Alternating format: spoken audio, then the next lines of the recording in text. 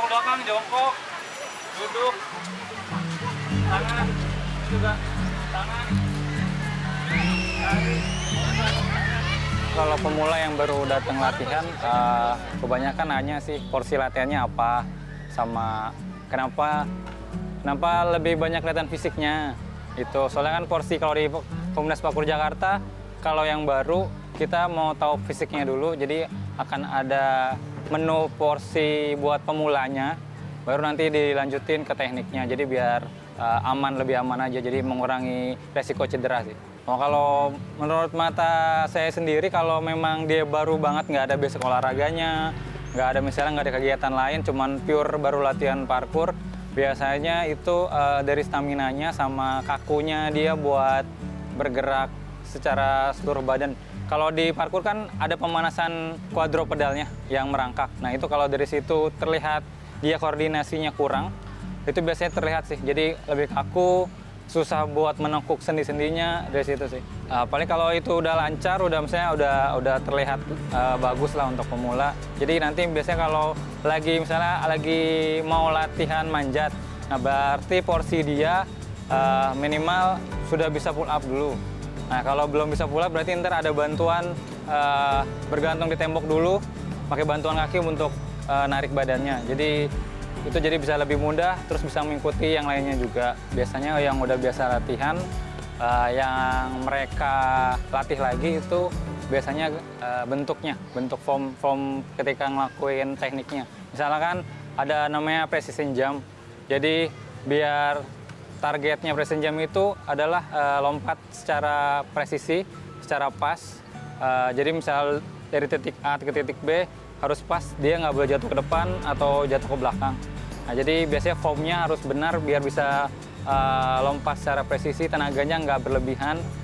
Biasanya di situ misalnya pas lari juga, lari gimana caranya biar nggak buang-buang tenaga, ngayun tangannya, harus ambil langkahnya lebih lebar atau lebih kecil. Itu biasanya sih kalau yang udah lebih lancar latihan, mereka koreksinya di bentuk badannya aja sih.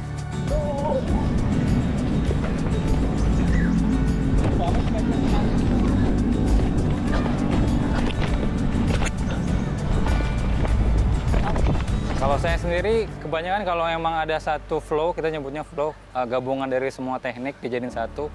Itu kalau memang rutenya itu harus ada manjatnya, terus biasanya kalau ada manjat berarti kan udah melewati ketinggian badan. Nah itu biasanya ada lompatan yang emang harus dilakukan. Nah itu berarti kan mentalnya itu udah beda lagi dari yang flat sama yang setinggi badan, itu udah beda. Nah itu biasanya tantangan di situ sih. Gimana komit buat lompat, gimana harus lanjut, atau emang dari awal di breakdown lagi gerakannya sebelum ngelakuin full flow. Jadi di situ sih biasanya. 1 menit, 2, 1, ya.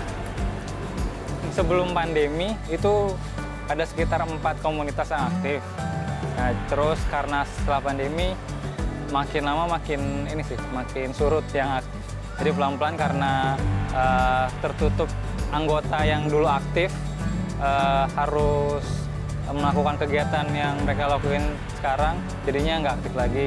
Terus kalau di Indonesia, dulu di tiap kota besar ada, dari Jakarta, Bandung, Surabaya, Malang, itu selalu ada komunitasnya. Nah sekarang dari yang kota besar pun juga udah mulai redup buat komunitas yang aktif. Bukan nggak ada, cuman jarang latihan aja. Karena ya memang karena setelah pandemi itu tempat latihannya ditutup, terus praktisinya juga mulai sibuk nyari yang lain, kegiatan yang lain yang diprioritaskan kan. Jadi ya udah lama-lama mulai redup sih. Nah sekarang setelah pandemi, Parkour Indonesia sendiri udah mulai lancar komunikasi ke komunitas-komunitas lain sih. Jadi mau mulai besarin lagi. Jadi dari sini belakang, roll sampingnya yang nggak ada mantra. Pertama karena minggu pagi, jadi harus siapin tenaga buat bangun tidur. Biasanya kalau minggu pagi kan enaknya rebahan. Ini minggu pagi itu harus datang sebelum jam 9, sama tinggal pakai pakaian sepatu nyaman buat olahraga, cukup kita pemanasan bareng sampai akhirnya latihan dan pendinginan.